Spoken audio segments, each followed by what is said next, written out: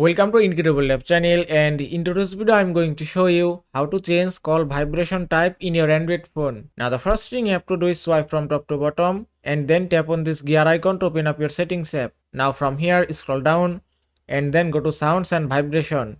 After that scroll down again and here you can see call vibration option, then just tap here.